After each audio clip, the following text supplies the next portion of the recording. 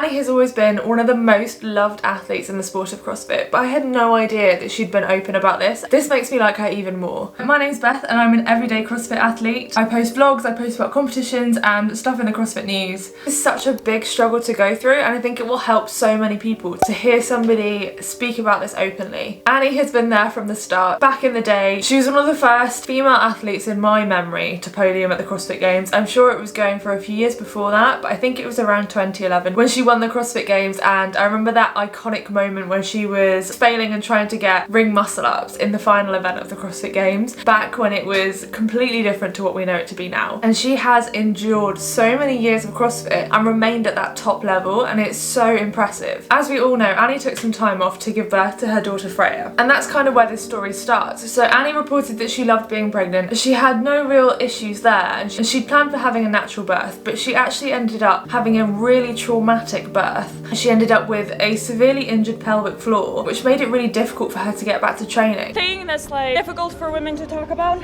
post-pregnancy, I look at what happened to my pelvic floor as an injury, because it's like an injury. It is a muscle that I sprained really, really badly. I was unlucky and had more severe injury than most women. And although for us on the outside, it looks like she got straight back into training, smashed it, and then went and did really well at the CrossFit Games, that is actually not the case. Annie's struggles started at her traumatic birth. She said before this experience, she had never really believed in depression. It was foreign to her and she just didn't understand it. She speaks about this in a morning chalk up interview, which I will link below. She didn't even understand while she was pregnant how anybody could experience postpartum depression. She said, how could you have this new little person you've created and be depressed? And as someone that experiences depression myself, that is clearly from just a lack of understanding of how it's caused. So you can actually be at the happiest point in your life and still end up with depression. It can be triggered by lots of different things, and it doesn't have to be like a sad event. Depression isn't sadness. It's literally a sickness or an illness that can be caused by lots of other factors in life, including things like mental illnesses or trauma. And she experienced a lot of trauma during her birth, to the point where she even had flashbacks about the birth and the traumatic delivery. She was worried that she may have injured her baby during delivery. Freya came out and she wasn't breathing, and that must be so traumatic for a mother to go through. And of course that could be a huge trigger for postpartum depression, along with all of the other things like hormone fluctuations and massive changes in your body. Annie's always been known for being smiley, bubbly and energetic, so this was a massive contrast for her to deal with. She said she didn't want to go outside, she didn't want to eat, and she couldn't sleep, and those can only be triggers for making depression worse. And I know full well that it's so hard to get out of once you get into that mindset. Another major trigger for her depression seems to be that she felt really disjointed with the body that she was left with. And I talk about body image quite a lot on this channel. I know it can affect so many women and also men out there. We can tie our worth and our value to how our body looks. And as somebody that was an elite athlete and then getting pregnant and giving birth, that is a huge change for your body to go through.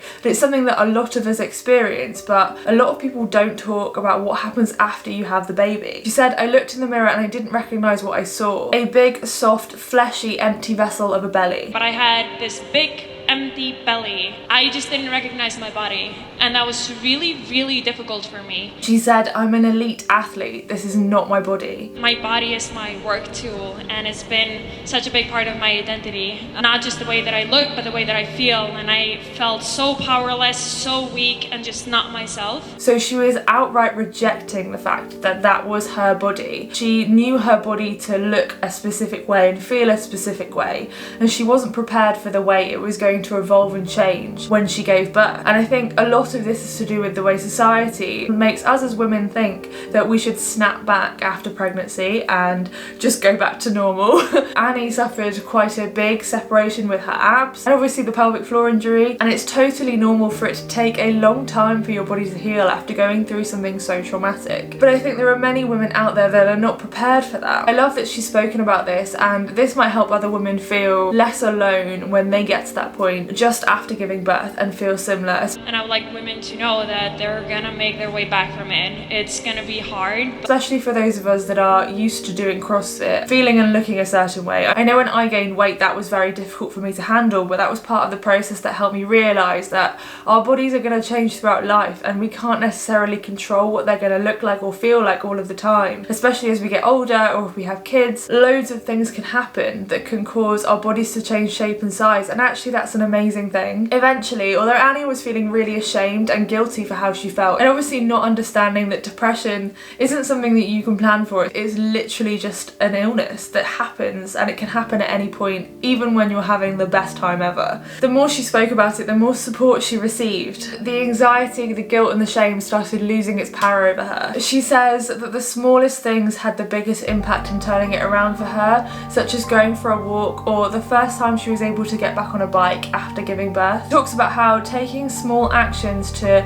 sort of find herself again, do the things that she enjoyed and the things that made her feel good, gradually got her towards being healthy and happy again. And when any of us experience depression, whether that's postpartum depression or like regular depression, the little things make such a difference. And it's not just like going for one walk, it's repeatedly going for a walk. Like if I go 3-4 times a week for a little walk with the dog at the end of my day, that makes me feel so much better. And if I eat healthily consistently and drink enough water and get enough sleep, then my mental health is at its best. And it's remembering that it's like the sum of all of the things rather than just like one or two, or like a little bit of self-care and putting on a face mask and hoping everything will be okay. It's so inspiring that Annie went through this whole journey, but what happened next is insane. Honestly, completely unbelievable. So she didn't rush back. She healed her pelvic floor injury. It took her a while to get back to full strength in CrossFit. Dude, I did not start quickly training. It took me a really long time to start training. She spent all of that time like rehabbing and really working on her physical health to get herself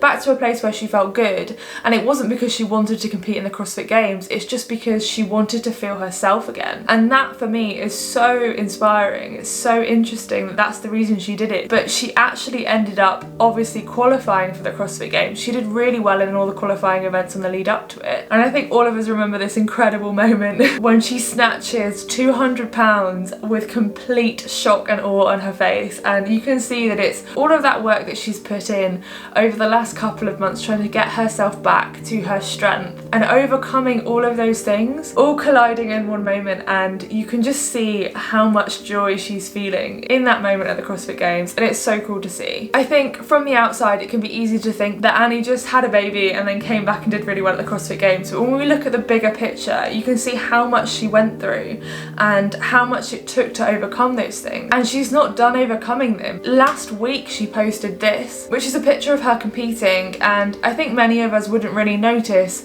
anything different about this picture, but she wrote in the caption that her eyes were immediately drawn towards her stomach, and that's all she sees sometimes is what she perceives as her flaws and deficiencies. It's clear that she still struggles with some body image issues, and that is completely understandable considering all of the societal pressure on women to look a certain way. She also spoke a little bit about how she's been struggling with various different things that sound like they're probably still linked to that birth, and how she's trying to be more vulnerable and more open, because at the end of the day she's a human being. She's not just this incredible elite athlete, she is like every single one of us. She, like many other women, go through very similar struggles, and I think there's a lot that we can learn from elite athletes like Annie. Did you also know that Sarah Sigmundsdottir struggled with body image issues? I cover that in this video. Please fist bump that like button if you like this video. Thank you for watching, and I will see you in the next one. Bye guys.